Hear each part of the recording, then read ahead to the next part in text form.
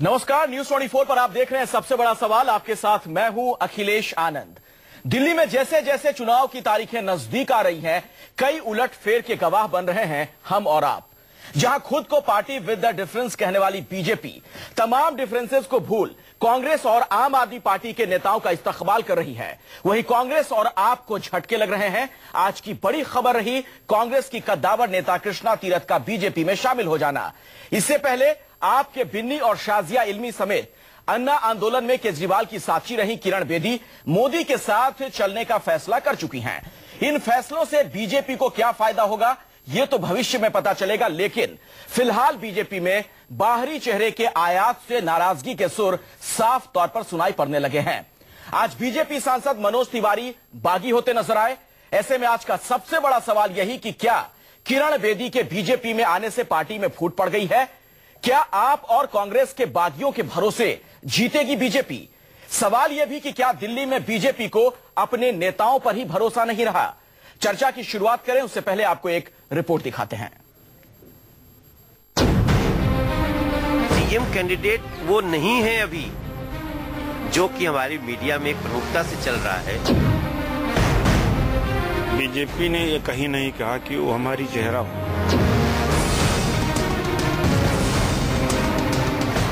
मैंने कहा कि किरण बेदी जी भी और दिल्ली में और भी कई ऐसे आदमी लगता है कि मैं मुख्यमंत्री का दावेदार हूं, मैं प्रधानमंत्री का दावेदार हूं।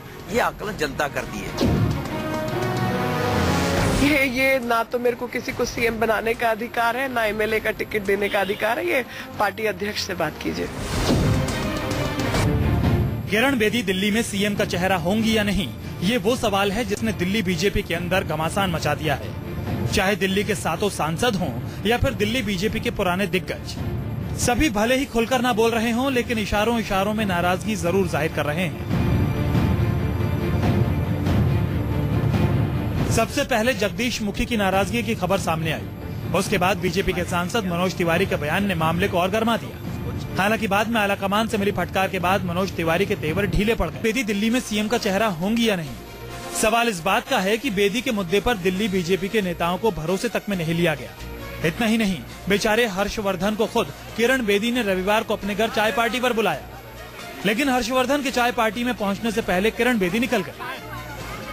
चलो यार, मुझे भी चाय पीने दो मेरे भाई। अरे चली गई तो कोई बात नहीं, चाय तो मेरे को मिलेगी यार उनके घर में। उससे क्या उनके साथ में, लेकिन आपको चाय पीने नहीं, मेरा एक्चुअली कहीं और जरूरी मीटिंग थी, इसलिए मैंने उनको बता दिया था कि मैं लेट आऊंगा। लेकिन कोई बात नहीं, मुझे क्या फर्क पड़ रहा है। एन चुनाव के पहले बीजेपी में पैराशूटीकरण से साफ है कि बीजेपी के अंदर सब कुछ ठीक ठाक नहीं है। इसके बावजूद बीजेपी आलाकमान दिल्ली बीजेपी के अपने नेताओं की जगह आप और कांग्रेस के बागी नेताओं पर ज्यादा भरोसा कर रहा है, जिसकी बानगी उस वक्त देखने को मिली जब दिल्ली कांग्रेस की एक बड़ी नेता और मनमोहन सरकार में मंत्री रही कृष्णा तीरथ ने बीजेपी का दामन थाम लिया।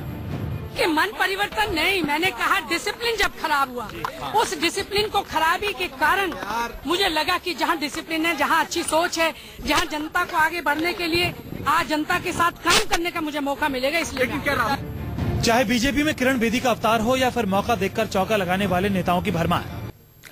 जी हां, सवाल कई हैं और चर्चा की अब शुरुआत करते हैं। सबसे पहले अपने मेहमानों से मैं आपको मिलवा दूं। सुधांशु त्रिवेदी इस वक्त हमारे साथ मौजूद हैं, भारतीय जनता पार्टी के वरिष्ठ नेता हैं। रागिनी नायक कांग्रेस से हमारे साथ जुड़ चुकी हैं। आम आदमी पार्टी से राघव चड्ढा मेरे साथ मौजूद हैं और हमारे इनपुट एडिटर सुकेश रंजन भी इस चर्चा में शिरकत कर रहे हैं। सुधांशु जी, पहला सवाल आपसे ही है, आखिर क्यों अपनी ही पार्टी के लोगों की कीमत पर बाहरियों को आप ला रहे हैं? अब आपके अपने ही नाराज हो रहे हैं, बागी हो रहे हैं।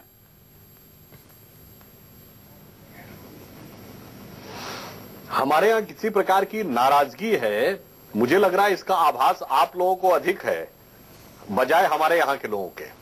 अच्छा, हमारे यहाँ एक व्यापक कैडर आधारित पार्टी है हम, और इस समय देश के सबसे बड़े राजनीतिक दल हैं और 63 वर्ष के राजनीतिक इतिहास में इकलौते राजनीतिक दल हैं जिसने बढ़ते बढ़ते अपना कद कांग्रेस के बराबर नहीं बल्कि बड़ा करने में सफलता हासिल की। तो इस एक विराट संगठन में लोग आते हैं, इस कारण से किसी के मन में कोई दुर्भावना पैदा होती है। ठीक है सुधांशु जी, लेकिन इतने विराट संगठन में बाहर से इन लोगों को लाने की जरूरत तब क्यों पड़ रही है आपको, जबकि अब दिल्ली में चुनाव की तारीखों का ऐलान तक हो चुका है और आपके नेता तो कांग्रेस मुक्त भारत की बात करते हैं और कांग्रेस की एक नेता को आज ले आए। ऐसा लग रहा है कांग्रेस युक्त बनाना चाह रहे हैं बीजेपी को। अखिलेश जी, मुझे थोड़ा आपके इस प्रश्न पर आपत्ति है कि लाने की आवश्यकता क्यों पड़ी। हम लाए नहीं हैं, स्वयं प्रेरणा से यह नेता लोग आए हैं। अच्छा। वो जिन दलों से आए, जिन संगठनों से आए, प्रश्न उनसे पूछिए मैं कि पूछ वहां लेता पर हूं। उनको ऐसी क्या सुविधा महसूस हो रही मैं पहले रागी राय से पूछ लेता हूं, राघव के पास जाऊं उसके पहले, क्योंकि आज कांग्रेस को बड़ा झटका लगा है। में से एक थी जी कृष्णा तीरथ जी, कांग्रेस की इतनी पुरानी नेता है। जी बिल्कुल। रागिनी, कोई जवाब है आपके जाना पास? चाहिए क्यों इस तरह का पलायन हो रहा है? और कृष्णा तीरथ शामिल ही नहीं हुई बीजेपी में। शामिल होते ही जो पहला बयान उन्होंने दिया, उसमें उन्होंने कह दिया कि कांग्रेस मुक्त भारत वो भी अब बनाएंगे। देखिए, हाथ कंगन को आरसी क्या, इस बात में तो कोई दो राय है ही नहीं कि भारतीय जनता पार्टी की दिल्ली इकाई में न सिर्फ मतभेद है बल्कि मनभेद भी है किरण बेदी जी को लेकर। आपने बिल्कुल सही जगह पर चोट की। अब सुधांशु त्रिवेदी जी स्वयं ही आंखों पर पट्टी बांध ले और कहें कि मैं तो अनभिज्ञ हूं, मुझे तो मालूम नहीं, जबकि उनके ही सांसद खुले रूप में आकर कहते हैं कि एक तानाशाह को आपने जगह दे दी है, जो कि हमें बुला रहे हैं अपने घर पर।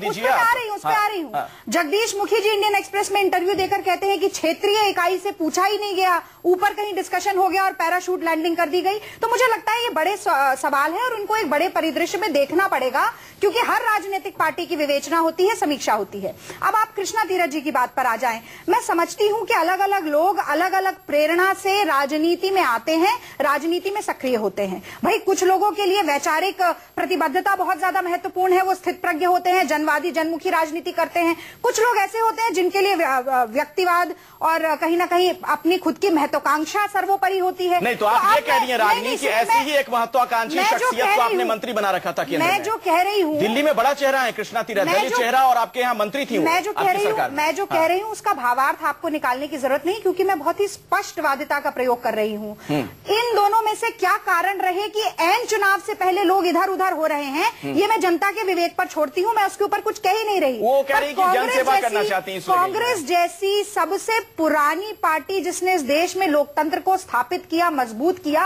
उसका काफिला जब लंबा चल रहा है सैकड़ों सालों से, तो उसमें बहुत से लोग जुड़ेंगे, बहुत से छूटेंगे भी। नहीं, लेकिन जुड़ कहा रहे हैं रागिनी, अभी तो छूट ही रहे हैं, भाग रहे हैं लोग, पलायन का सिलसिला जारी है। शोएब इकबाल जुड़े, रामवीर शौकीन भी जुड़े। अच्छा। तो लोग जुड़ेंगे भी, लोग छोड़ेंगे भी। मैं तो कृष्णा तीरथ जी को शुभकामना भी दे दूंगी, क्योंकि कांग्रेस दृढ़ प्रज्ञ है जनवादी राजनीति करने के लिए, और उस प्रतिबद्धता से हमें कोई नहीं डिगा सकता। अच्छा राघव, नुकसान तो आप लोगों को भी हो गया है, और दो ऐसे लोग, क्योंकि कहते हैं ना कि जब अगर दोस्त दुश्मन बन जाए तो ज्यादा खतरनाक साबित होता है।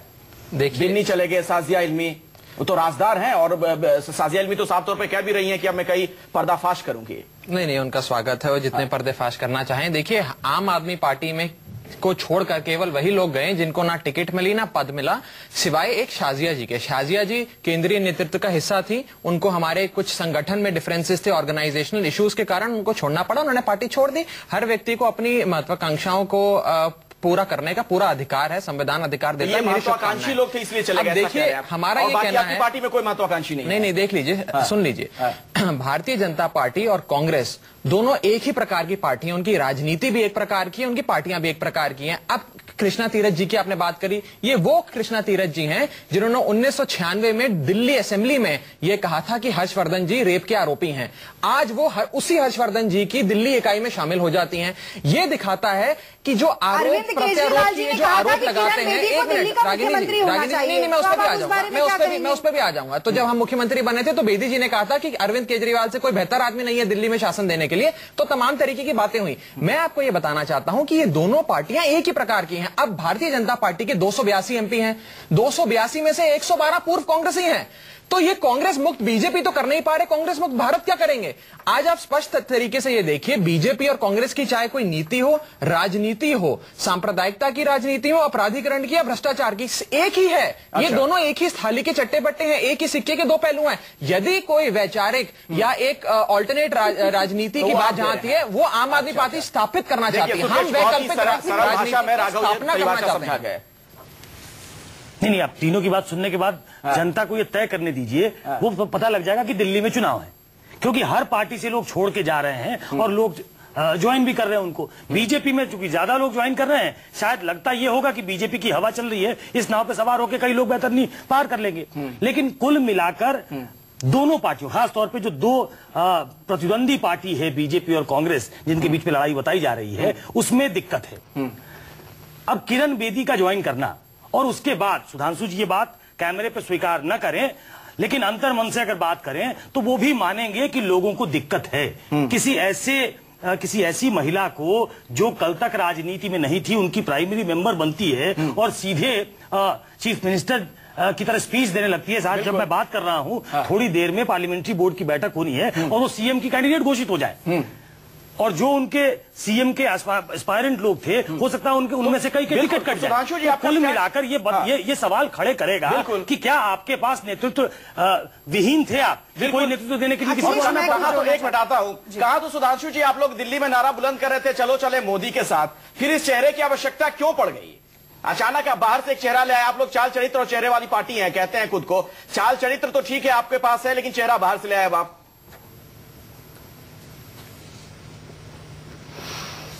देखिए, किरण बेदी जी इकलौती नेता नहीं है जो भारतीय जनता पार्टी में आई है। अनेक प्रमुख नेता आए हैं, जिसमें कि आम आदमी पार्टी के भी शामिल हैं, गैर राजनीतिक क्षेत्रों से भी शामिल हैं। चूंकि वो दिल्ली के लिए एक बड़ी प्रख्यात शख्सियत है, इसलिए आप लोगों को वो ज्यादा प्रमुखता से नजर आ रही हैं। जहां नहीं, प्रमुखता आप दे रहे हैं सुधांशु जी, समय पर निर्णय वो बैठक जो कर रही है उसमें तमाम सांसद जा रहे हैं, वहां पर तमाम नेताओं से मिलने जा रहे हैं। एक बार जोड़ दो सुधांशु जी ने जो आरोप लगाए, मैं जरा उस पर भी कुछ टिप्पणी करना चाहूंगा। सुधांशु जी 30 सेकंड में मैं कुछ बातें जोड़ देता हूं, एक साथ जवाब दे दीजिएगा।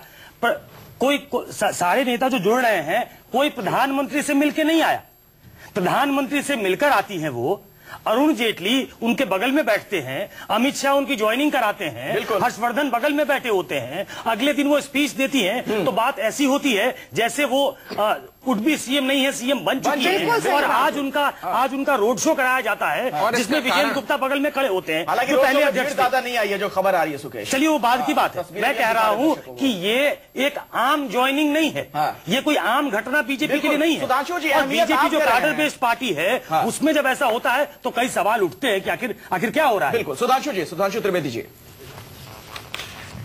देखिए, मुझे इस विषय पर आश्चर्य हो रहा है, यदि आप स्वयं यह बात कह रहे हैं, किरण बेदी जी जैसा व्यक्ति जिसका कि 30-40 वर्ष का एक लंबा इतिहास रहा, दिल्ली में प्रभाव रहा, भारतीय राजनीति में या भारत के सामाजिक क्षेत्र में एक विशिष्ट स्थान रहा, उस प्रकार का व्यक्ति आज भाजपा में आकर जुड़ता है। नेतृत्व के प्रश्न पे स्वयं वो कहती है, सुधांशु जी क्या हर्षवर्धन जी में ये चीजें नहीं थी? उसके बाद भी सुधांशु त्रिवेदी जी क्या हर्षवर्धन जी में काबिलियत नहीं थी? दूसरी बात, जी में काबिलियत नहीं थी? विरोधियों का भी बात का उत्तर दे लेने दीजिए। हाँ, बोलिए।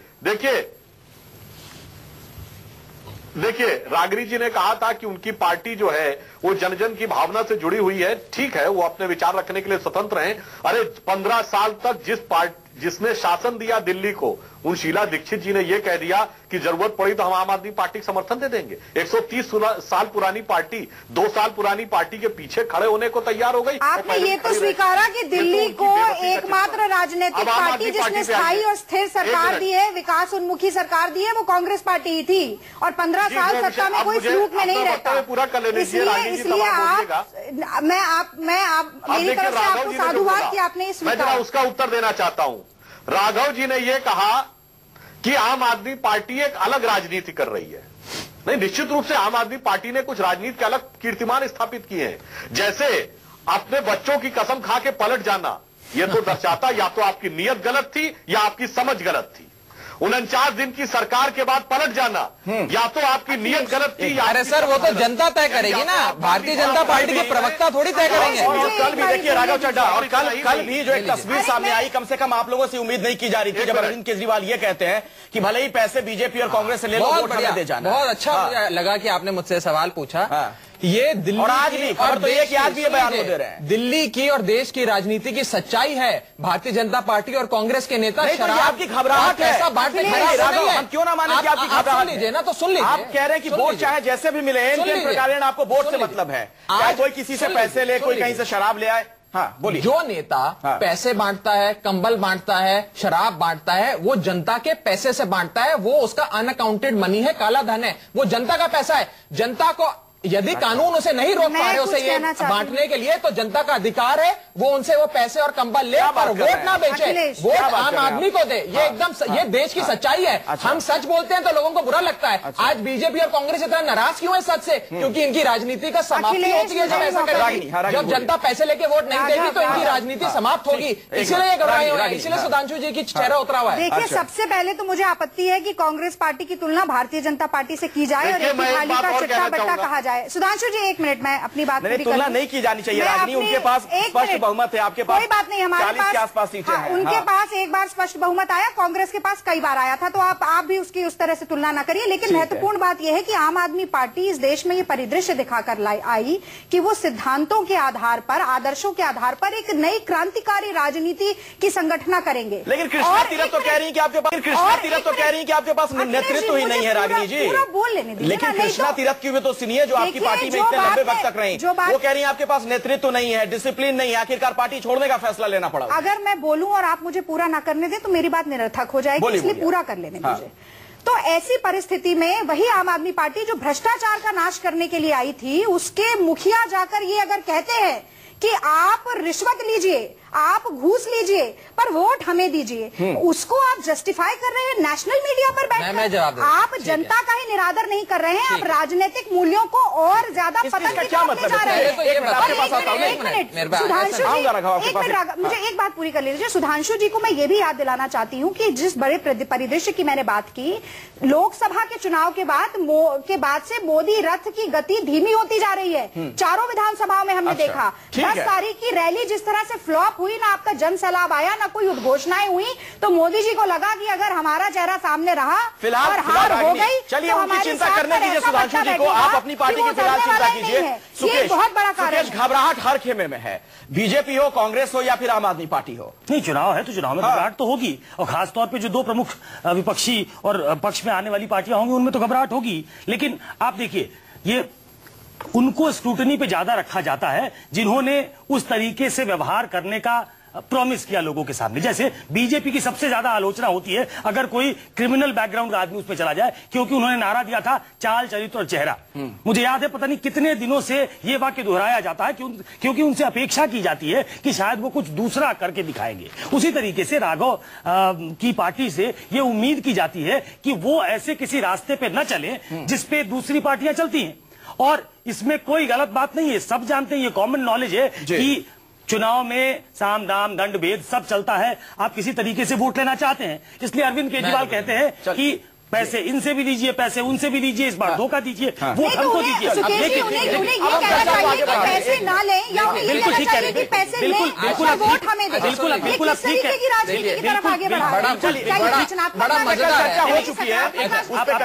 रहे हैं।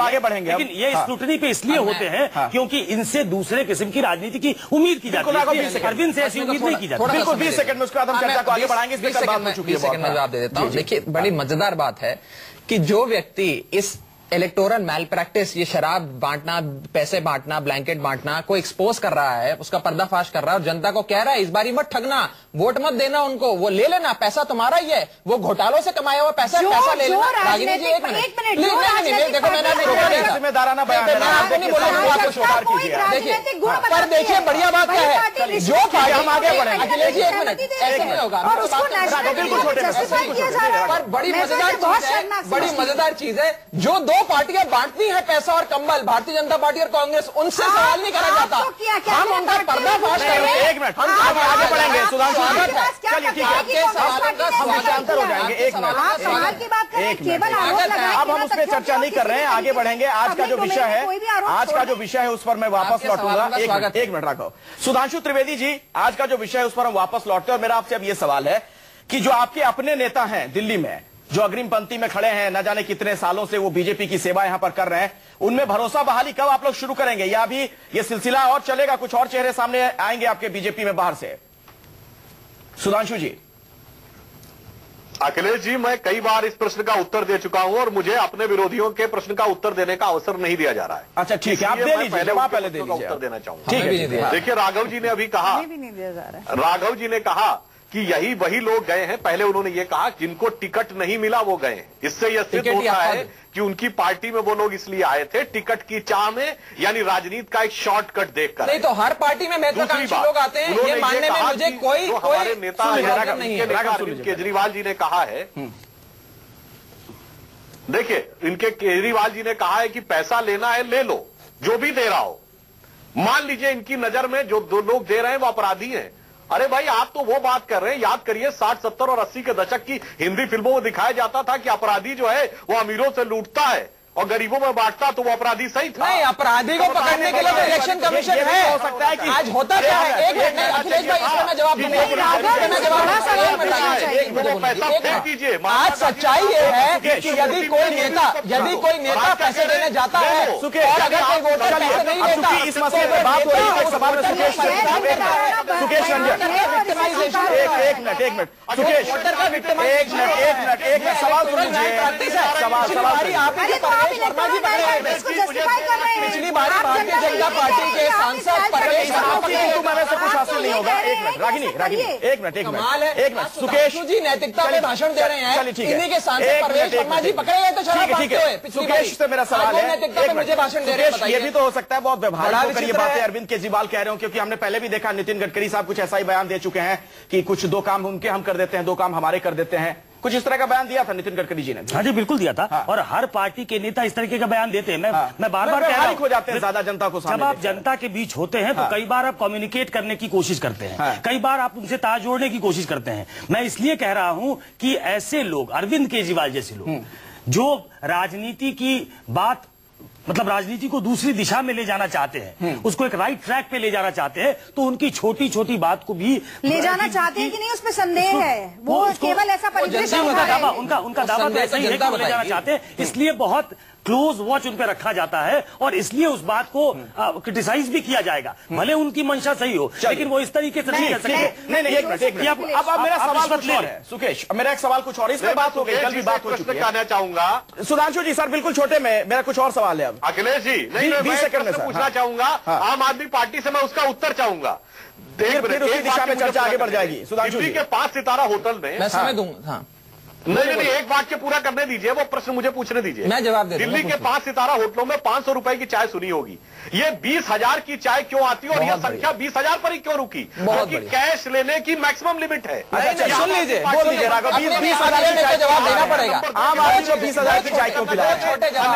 चाय का दाम 20,000 यानी आप उस कैश के पैसे को परिवर्तित करना चाहते हैं, ये भ्रष्टाचार फिर आगे बढ़ूंगा को दर्शा रहा है। सुन लीजिए, हम जिससे 200 रुपए लेते हैं, 2 रुपए लेते हैं या 20,000 रुपए लेते हैं, उसका एक बंदे का नाम और खाता वेबसाइट पर डाला हुआ है। होम मिनिस्ट्री आपके अंडर है, सीबीआई आपके अंडर है, जांच कर लीजिए। पहली चीज। दूसरी चीज, जो लोग वहां पर पैसे देने आते हैं उनको कोई दबाव में नहीं आते हैं, उनको प्रेम है आम आदमी पार्टी की विचारधारा से, उन्हें प्रेम है अरविंद केजरीवाल से। किसी और दिशा में आपकी तरह नहीं कि 10,000 करोड़ अदानी से ले लिए और फिर 6,200 करोड़ का लोन अदानी को दिलवा के यहाँ साफ राजनीति है, ईमानदार पैसे से लड़ाई करी जाती है। आप मुझे बताइए, आपके 80% पैसा कहाँ से आता है? एडीआर कहता है आपका 80% जो पैसा आता है, डोनेशन आता है, उसके जांच एजेंसियों को फैसला करने कहाँ से देते हैं? अब हम वापस लौटेंगे। इस राजनीति को बदलने ऐसे सवाल जो है ना, और ब्रेक हो जाए अपने पहले अपने फाइनेंसेस का बताइए। सुकेश, एक मिनट, मेरे पास एक सवाल है। किरण बेदी की चूंकि बात हो रही है, अगर किरण बेदी को आज इतनी इज्जत मिल रही है बीजेपी में, तो किसकी वजह से? नरेंद्र मोदी साहब की वजह से या अरविंद केजरीवाल की वजह से? ये बड़ा ट्रिकी सवाल पूछ दिया आपने, किसकी वजह से? अरविंद केजरीवाल एक ऐसा चेहरा था जिसके सामने कोई ऑल्टरनेट बीजेपी के पास नहीं था, और इसलिए नरेंद्र मोदी ने उनको सामने किया है कि दिल्ली के लिए एक चेहरा चाहिए, और दिल्ली के लिए अगर टक्कर का चेहरा कोई सामने दिखता है, और राघव इस बात को मानेंगे अगर बहुत साफगोई से अगर कहना चाहें कि कम से कम किरण बेदी को वो उन पे शक नहीं किया जा सकता, उनकी एफिशिएंसी पे आप सवाल नहीं उठा सकते, इसलिए एक ऐसा सामने चेहरा दिया गया है जो अरविंद को टक्कर दे। बिल्कुल सुकेश, मैं आऊंगा आपके पास, लेकिन ये तस्वीरें जरा अपने दर्शकों को दिखा दें कि नरेंद्र मोदी पहुंचे हैं इस बैठक में, जो पार्लियामेंट्री बोर्ड की आज बैठक है भारतीय जनता पार्टी की, और आपको बताएं कि अमित शाह यहां पहले से मौजूद हैं। तो बैठक की शुरुआत हो रही है। माना यह जा रहा है कि शायद आज बीजेपी कोई फैसला ले ले कि उनका दिल्ली में कौन होगा चेहरा। हम लौटेंगे इस खबर पर, एक छोटे से ब्रेक ले रुक रहे हैं, देखते रहिए सबसे बड़ा सवाल।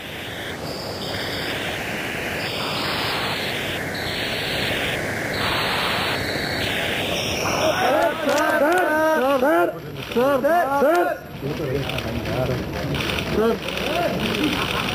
बड़ी खबर आ रही है, भारतीय जनता पार्टी की सीईसी की बैठक हो रही है, पार्लियामेंट्री बोर्ड की बैठक भी होगी और यह माना जा रहा है कि आज कोई बड़ा फैसला लिया जा सकता है कि दिल्ली में क्या बीजेपी किसी चेहरे के साथ चुनाव लड़ेगी, क्या किरण बेदी के नाम का ऐलान कर दिया जाएगा। इसी से मुताल्लिक ये बैठक है। सुकेश, इसके बारे में कोई जानकारी आपके पास है? देखिए, थोड़ी देर में फैसला हो जाएगा। हाँ। लेकिन मैं नेकआउट करके बोल देता हूं। हाँ। मैं गलत साबित हो सकता हूं, लेकिन मैं बोल देता हूं। कल तक जो जानकारी थी, और मैं उस जानकारी पे अभी चल रहा हूं, कि किरण बेदी को आज की बैठक के बाद सीएम पद का उम्मीदवार घोषित कर दिया जाएगा। अच्छा। और जिस तरीके से वो लाई गई थी, तभी से ये बहुत क्लियर कट सिग्नल दे दिया गया था कि किरण बेदी ही आपकी नेता है। कम से कम ये बहुत स्पष्ट होना चाहिए लोगों के बीच में कि केजरीवाल के सामने अब उनके पास कहने के लिए एकमात्र प्लैंक था। राघव चड्ढा ये कह सकते थे कि हमारे पास तो किरण केजरीवाल है, आपके पीएम तो सीएम नहीं बनेंगे, आपके पास कौन है? तो अब ये कह सकेगी बीजेपी कि हमारे पास किरण बेदी है, और इसलिए ये बैठक बुलाई गई है। सभी 70 सीटों की घोषणा भी है और किरण बेदी की भी घोषणा मुमकिन है। इसी से जुड़ा सवाल सुधांशु त्रिवेदी जी आपसे, भारतीय जनता पार्टी के आप राष्ट्रीय प्रवक्ता भी हैं। सुधांशु त्रिवेदी जी, अगर मोदी लहर है तो क्या जरूरत थी फिर आपको किरण बेदी की? जैसा कि आप लोग दावा करते हैं कि पूरे देश में मोदी लहर है। मोदी लहर में जो चुनाव हुए लोकसभा के, उसमें भारतीय जनता पार्टी के इतने सांसद यूपी से चुनाव जीतकर आगे 70-72, उनमें से कईयों को लोग नाम भी नहीं जानते हैं। तो वहां तो आप कह सकते थे कि हाँ वाकई मोदी लहर है, लेकिन दिल्ली में भी अगर आप लोग दावा कर रहे थे मोदी लहर को लेकर, तो क्यों किरण बेदी को लाना पड़ गया? यहां भी किसी को भी चुनाव लड़वा देते, कोई भी जीत जाता, चेहरे की जरूरत थी क्या? देखिए, मोदी लहर का जहां तक प्रश्न है, तो जब दिल्ली के पिछले विधानसभा चुनाव हुए थे, यानी दिसंबर 2013 के चुनावों से लेके लोकसभा के चुनाव और उसके बाद हुए राज्य विधानसभा चुनावों में बहुत साफ दिखाई पड़ रहा है। जहां तक किरण बेदी जी का प्रश्न है, अभी सुकेश रंजन जी ने कुछ विशिष्ट प्रकार की जानकारी दी है, परंतु मेरा उस पर सिर्फ इतना ही कहना है कि चूंकि हमारे केंद्रीय संसदीय बोर्ड की बैठक प्रारंभ हो गई है, तो इस समय जबकि वह बैठक चल रही है, यह समय किसी भी प्रकार की टीका टिप्पणी के लिए मैं अपने को अधिकृत नहीं मानता हूं।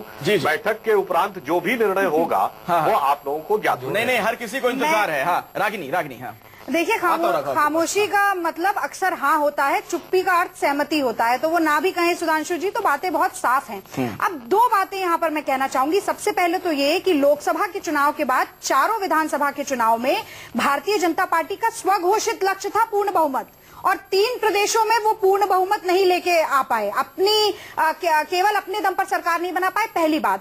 और दूसरी बात जो बहुत महत्वपूर्ण है, लोकसभा चुनाव में नरेंद्र मोदी जी नारा देते रहे कोऑपरेटिव फेडरलिज्म का, यानी कि हम संघीय ढांचा मजबूत करेंगे, केंद्र सरकार राज्य सरकारों की मदद करेगी। और भारतीय जनता पार्टी की दिल्ली में लचर हालत को देखते हुए उन्हें कोअर्सिव फेडरलिज्म की बात करनी पड़ी कि जो केंद्र में सरकार है वही सरकार दिल्ली में बनाइए, नहीं तो दिल्ली के विकास का कुछ नहीं होने वाला है, नहीं तो दिल्ली में कुछ भी आगे प्रगतिशील नहीं होगी दिल्ली। तो मैं समझती हूँ कि भारतीय जनता पार्टी यहाँ कमजोर है। नरेंद्र मोदी, भारतीय जनता पार्टी की कमजोरी तो आपको दिख रही है।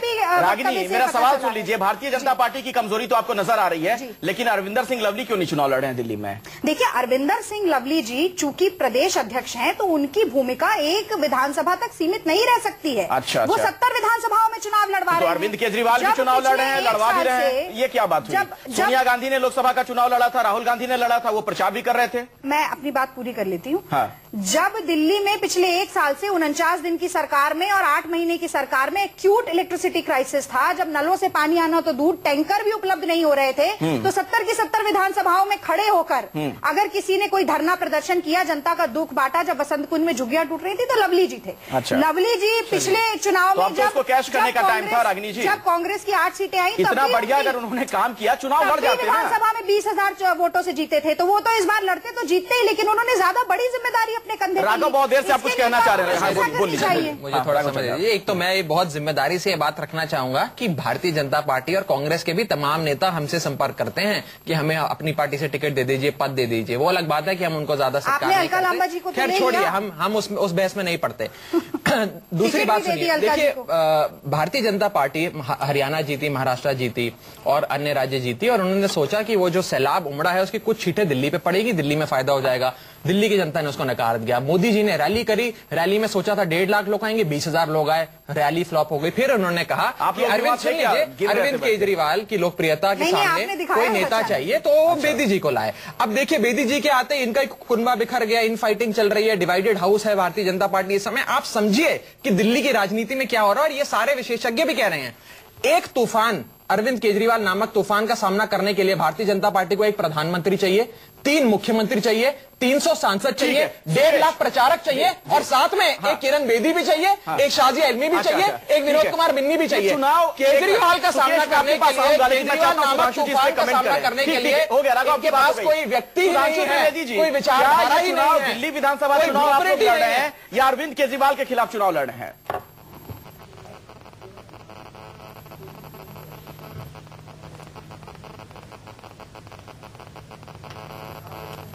सुधांशु जी, क्या मुझे सुन पा रहे हैं?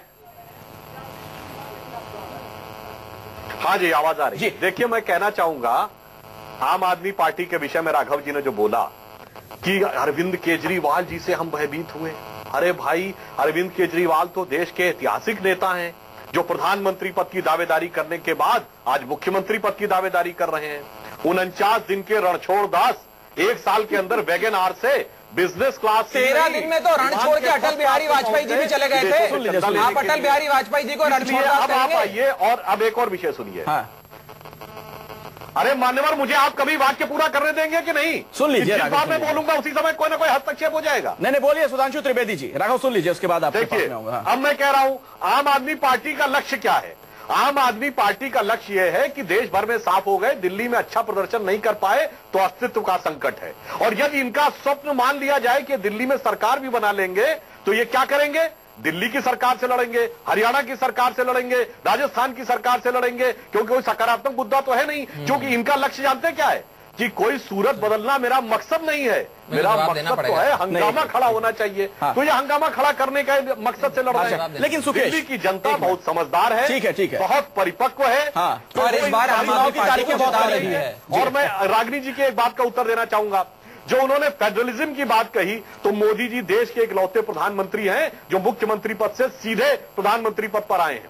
तो जहां तक संघीय ढांचा और राज्यों के महत्व का प्रश्न है, मेरे ख्याल से वो तो नहीं, लेकिन वो प्रलोभन, एक मिनट, लेकिन वो जो प्रलोभन देते हैं, संघीय ढांचे में इस प्रलोभन को जगह नहीं दे सकते हैं। ये बार बार कहना कि केंद्र में जो सरकार हो, राज्य में सरकार हो, तभी विकास होगा, ये तो प्रलोभन है, ये तो प्रलोभन है। एक मिनट सुकेश, नहीं, हम विषयांतर हो रहे हैं, एक मिनट। दिल्ली की स्थिति अलग है सुकेश, आप मानेंगे? नहीं, आऊंगा रागी। सुकेश, दिल्ली की स्थिति अलग है, ये तो आप मानेंगे। भले ही सुधांशु त्रिवेदी जो दावे कर ले, लेकिन बाकी राज्यों में जो चुनाव हुआ उससे बहुत अलग स्थिति यहां पर है, और शायद ये एक बड़ी वजह है कि बीजेपी को आखिरकार एक चेहरा लेकर आना पड़ा यहां पर। बीजेपी जानती है कि दिल्ली की स्थिति बाकी राज्यों से भिन्न है।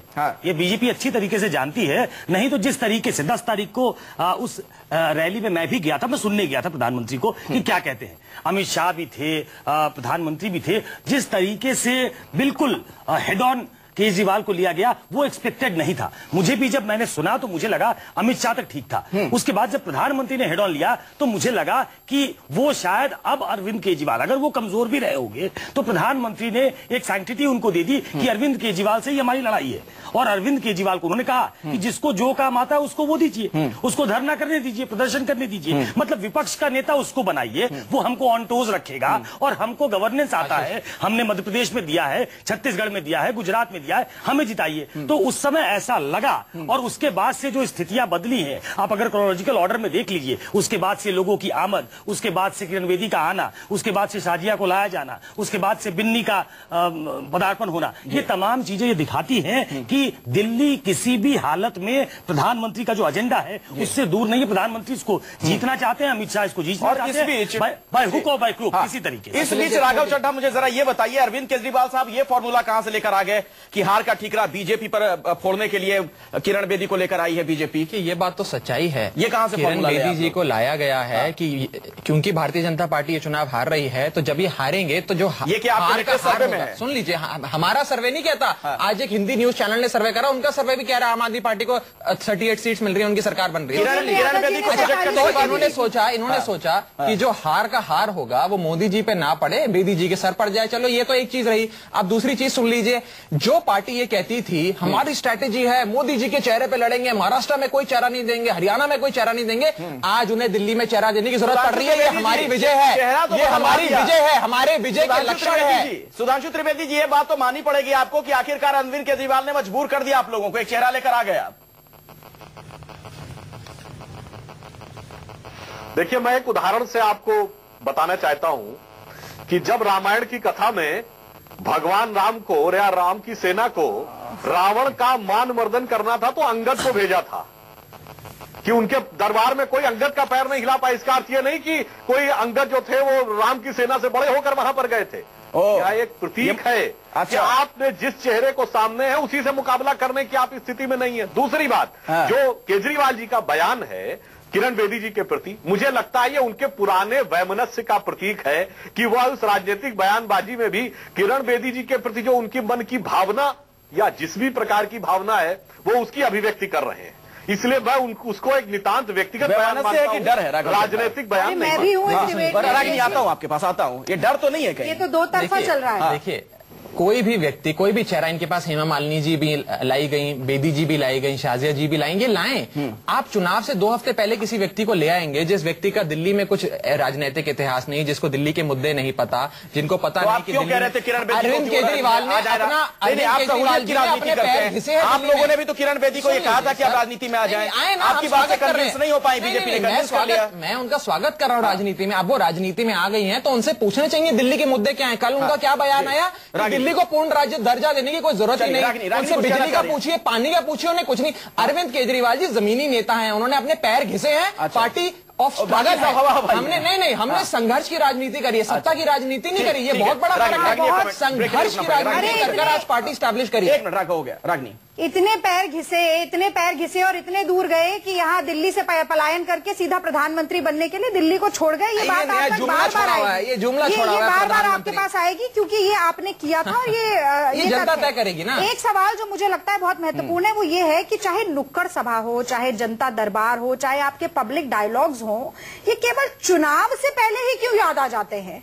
1 साल तक आपने बीच में कोई पब्लिक डीलिंग आपके एमएलओ ने की नहीं, अपना कोई फंड इस्तेमाल नहीं किया, आप लोगों से नहीं मिले और आम आदमी पार्टी को अचानक से विकास और जनमुखी राजनीति की याद आ जाती है। तो ये बड़ा सवाल मुझे लगता है दिल्ली की जनता पूछेगी। दूसरी बात, ये दोनों पार्टियां केवल आज की तारीख में एक दूसरे पर कटाक्ष और आरोप प्रत्यारोप की राजनीति। तो रागिनी आपकी सरकार बन रही है दिल्ली में? चाहे नहीं, तो कांग्रेस की सरकार बन रही है ना। आ रही हूँ, पूरा कर लेंगे। चाहे एफएम के एडवर्टीजमेंट हो, चाहे होर्डिंग हो, और मैं तो कहूंगी कि इनका प्रमुख नारा देखिए, 5 साल केजरीवाल, दूसरे का नारा है चलो चले मोदी के साथ। इसमें कौन से विकास के मुद्दे की बात की जा रही है? अभी कोई नारा दे दीजिए ना रागिनी। देखिए, राजनीति वर्तमान में होती है, वर्तमान में जो ट्रेंड चल रहा है उसमें आप शामिल हो। आप मुझे बोलने तो दें। बिल्कुल छोटे बोलिएगा। टूट गई विकास की डोर, चलो चले कांग्रेस की ओर।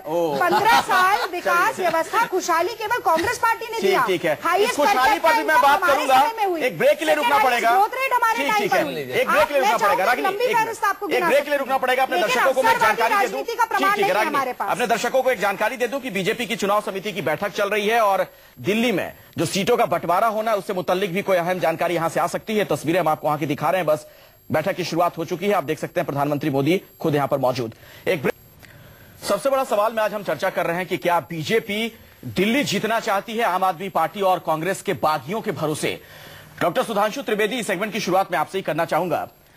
बागी जो होते हैं वो किसी के नहीं होते हैं। अगर आप बागियों पर दाव लगा रहे हैं, कहीं आप ही के घर में कल को ये सेंध ना लगा दें, क्योंकि कृष्णा तीरथ जब आज शामिल हुई बीजेपी में, उन्होंने कहा कि वो जन सेवा करने के लिए आई हैं।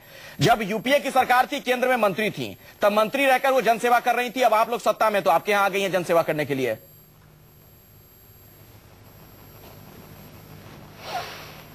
देखिए, एक बात मैं स्पष्ट कर दूं इस विषय में कि भारतीय जनता पार्टी जनसंघ के जमाने से भारत की एकमात्र राजनीतिक दल है जिसका आज तक कभी वर्टिकल डिवीजन नहीं हुआ। तो हमारी नींव कितनी मजबूत है इसकी समझ इससे होनी चाहिए। कांग्रेस के बारे में और आम आदमी पार्टी दोनों के बारे में एक एक वाक्य कहना चाहूंगा। कांग्रेस की हालत यह है कि 130 साल पुरानी पार्टी, जिसने 55 साल इस दिल्ली दरबार पर जलवा फरोश रहने वाली पार्टी, आज दिल्ली में अपने वजूद की लड़ाई लड़ रही है। वो सिर्फ ये दिखाना चाहती है कि हम भी हैं लड़ाई में। आम आदमी पार्टी की हालत क्या है कि अभी राघव चड्ढा जी ने कहा कि हम संघर्षों से उपजे हैं। तो मैं याद दिलाना चाहता हूं, संघर्ष जितना भारतीय जनसंघ ने किया, याद करिए आपातकाल में जब पूरे के पूरे लोकतंत्र को का दमन कर दिया गया था, जवाब लेता उस समय भी, उस संघर्ष के काल में भी व्यक्ति के सिद्धांत की परीक्षा होती है जब बुरा वक्त होता है। हमने 26 जनवरी या गणतंत्र दिवस का बहिष्कार नहीं किया था। चलिए राघव जवाब दीजिए, फिर रागिनी आंसू में जवाब लूंगा, चूंकि अस्तित्व की बात हो गई है कांग्रेस की। राघव दोनों को दर्शाती है।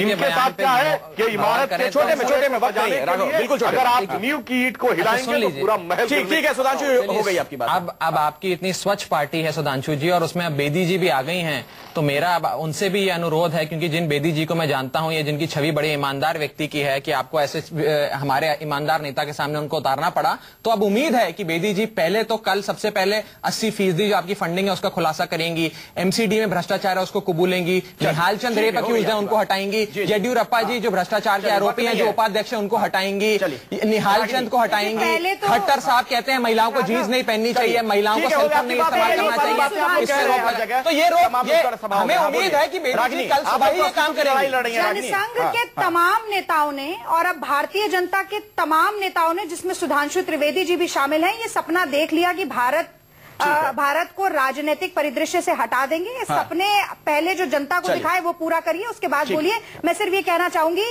कि तूफान कर रहा है मेरे अज़्म का तवाफ, दुनिया समझ रही है कश्ती भंवर में है, तो इस खुशफहमी में आप रहिए। किसकी भंवर में है कश्ती? कांग्रेस की? आप समझ नहीं पाए शेर को, चलिए उसे छोड़ देते हैं। लेकिन मैं ये जरूर कहूंगी कि ना तो भगोड़ी पार्टी ना बड़बोड़ी पार्टी, केवल व्यवस्था, खुशहाली और विकास को लाने वाली कांग्रेस पार्टी के लिए जनता वोट। ठीक है, हो गया बस 20 सेकंड भी नहीं, 15 सेकंड में अगर बोल पाए सुकेश। नहीं, मैं सिर्फ ये कहना चाहता हूं कि ये लड़ाई इतनी दिलचस्प हो गई है किरण बेदी के सामने आने से कि सबकी निगाह इस तरफ है, और अजय माकन भी लड़ाई में है, तो कांग्रेस भी असल में 100% देना चाहती है।